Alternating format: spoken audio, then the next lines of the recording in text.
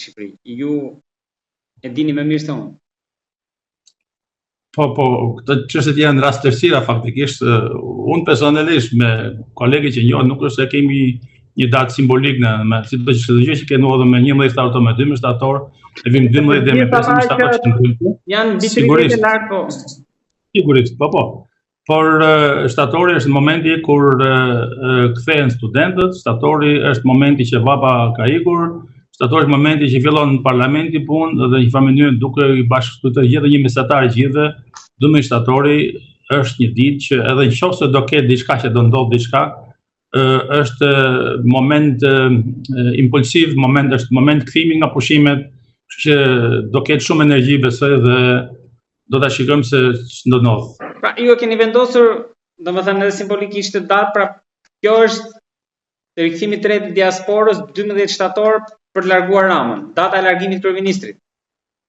Ne gjithmonë do ta largojmë Ramën, por ne nuk do ta largojmë dhun.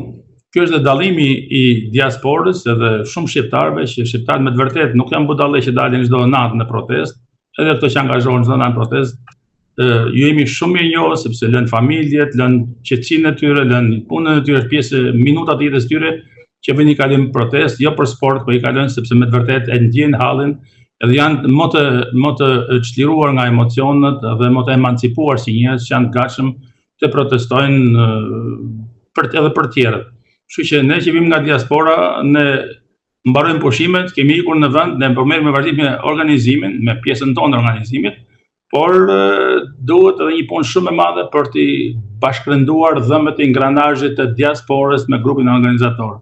Ashtu siç thatë dhe ju, që grupi organizator ka një dinamikë të brendshme, disa grupe secili duhet tutet në vend parë, po çështja është që duhen të lënë gjitha këto inatet me rit, më në fund mbi gjitha ka rëndësi Shqipëria, nuk ka rëndësi se kush është i pari, kë organizon, çfarë merite ka, që ka merite, domethënë gjithë ato që ngrihen duhen të rrisin yjet në spaleta, besoj që nuk janë në vendin e duhur, nuk duhet shikojnë se çfarë grade do kenë në drejtimin e protestës. Në fundit është vetëm një protestë, nuk është parti politike, nuk është se ka një perspektivë që nga kjo protestë dali një parti e madhe që të jenë të para, të jenë aty dhe i bëj thirrje faktikisht një farë mënyrë edhe përmes këtij diskutimi që gjithë ato që merrin drejtimin të mendojnë përpara se të krijojnë sherrre, të krijojnë tumnaj, sepse sa më shumë sherrre të krijojnë, aq më pak të besueshëm do jenë ato, edhe një farë mënyrë çojnë dëm edhe mundin dhe djersën edhe kohën e jetës së gjithë protestuesve të Shqipërisë. Në fakt në Shqipëri protestojnë ka shumë herë më shumë protestues se sa dalin në bulevard. Këtë më besoni mua sepse unë njoh shumë njerëz, por një farë mënyrë protesta nuk ka arritur t'i bindë akoma, nuk ka dalë me program, nuk ka dalë me emra, nuk është shfaqje, domethënë. Në fundit duhet të unifikohen grupet. Nëse nuk unifikohen grupet, jemi ne gjithë shqiptarët që humbim. Ato duhet të jenë të ndërgjegjshëm për peshën që kanë marrë mësupe për të drejtuar protestën, se kush po drejton protestën është një pjesë shumë e rëndësishme e drejtimit të Shqipërisë. Zoti Afaj, si e keni parë këtë idenë që është rikthyer për krijimin e shtetit Bektashi? Tani, kemi edhe detaje madje edhe për monedhën, e më the dhe të thash, pra duke sikur ka hyrë në hapa konkret. Po, duke që ka një strukturë shumë qartë, një plan shumë serioz, por nga ana tjetër shikoj që shqiptarët janë gjithë në gjumë, lidhe me këtë.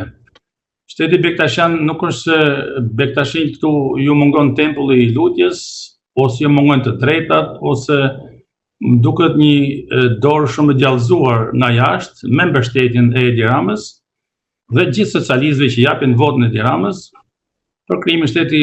Mos është një plan i huaj këtu në një shtet që mund të ketë interes?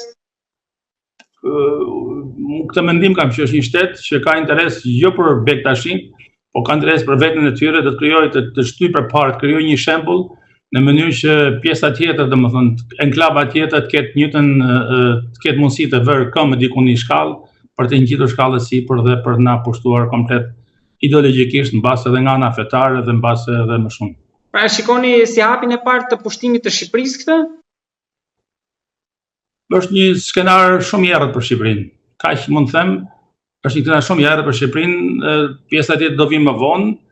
por unë shikoj si shumë skenar të errët të planit dhe këtë shpejtësinë e ecjes përpara të mënyrë të fshehtë të ngritjes në shteti Bektashi, sepse faktikisht nuk bëhet fjalë për Bektashin, po besoj që është një plan shumë më i gjerë dhe shumë më i vështirë pas Bektashime. Çfarë pra tek pushtimi prapë keni idenë, ajo që fshihet pas?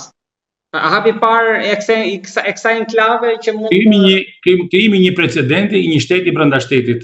Dhe nëse i ke dhënë Bektashimve të drejtë një shtet brenda shtetit, do vinë dhe pakica tjera që do kërkojnë një të drejtë. Pra, nga të tjera nga veriu në jug, se në jug kemi asociacionin do ngrihen dhe sekte tjera fetare ose drejtime tjera fetare, mbas edhe më të vogla nga ato që musliman që jemi në Shqipëri ose të krishterë, sepse ne nuk kemi problema, se kemi pasur kur problem në çështjen e fesë. Jemi populli më tolerant në botë për sa i përket fesë, por besoj që është një plan shumë i errët dhe mbas investimeve të huaja izraelite që kanë ardhur në Shqipëri dhe tendenca është për të blerë tokë, për të blerë prona me shpejtësi, për blerë në farë mënyrë zona të caktuara që kanë një farë sipërfaqe, thjesht që është për të çuar kështu ushtrinë amfibe përpara dhe për të krijuar terren dhe për të ardhur të tjerët.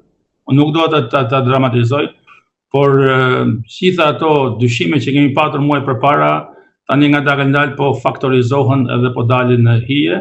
Çështja se shumë shqiptarët akoma kanë mendjen që rrofte Edi Rama dhe nuk po shikon më tutje. Është fatkeqësi shumë e madhe kjo, sidomos e socialistëve që për një copë buk i binin Edi Ramës dhe bëj çfarë do Edi Rama, vendi është i gjithë dhe nuk është vetëm i Edi Ramës, nuk është i socialistëve, është i gjithë shqiptarëve.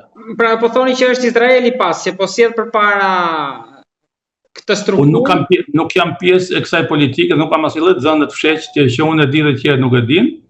Por faktet po që po ecën me shpejtësi krijimi i shtetit Bektashian me pasaport, me kufi, me strukturë shteti, me privilegje dhe nëse vendimi i parlamenti në shumicë do ketë një farë mënyrë edhe njohje ndërkombëtare dhe nuk e çbon dot më. Domethënë Shqipëria përfundimisht po i fusim një thik vetes pas shpinën që do na depërtoj gjithë trupin, kështu që mua më duket, unë nuk jam njëri që fus frikë ose besoj kaq kollaj, por po shikoj fakte çdo ditë që do jetë shumë problem për Shqipërinë, në vend që të shqiptarët bashkoheshin, të shikonin të Shqipëria të ishte e gjithë shqiptarëve, edhe shqiptarëve të Kosovës, Maqedonisë, Malezisë, që shqiptarët bëshin faktor në rajon, përkundrazi ne po merremi me veten, ne po merremi një tjetrin, ne po humbim shumë energji dhe po shkatrojmë vetveten, kështu që kjo jo se duan shqiptarët, jo se duhet Bektashin në bazë dhe Bektashin në gjendën para një gjëje që me vetë nuk e kanë dashur, po që i ka dhënë dikush një ide dhe do përfitojnë, po për momentin, po më vonë prapë se prapë do jenë të dytë, të tretë, të katërt në radhë. Nëse bëjmë shtete fetare brenda vendit tonë, ne i kemi thjesht kemi metastaza në gjithë Shqipërinë, kështu që unë e shikoj shumë problematike. Zoti Fajt, falenderoj për këtë bisedë parë në nisjes të këtij sezoni. Shpresoj që të dëgjojmë sërish për të parë dhe analizuar atë që do ndodh. Të uroj më të mirat. Faleminderit juve.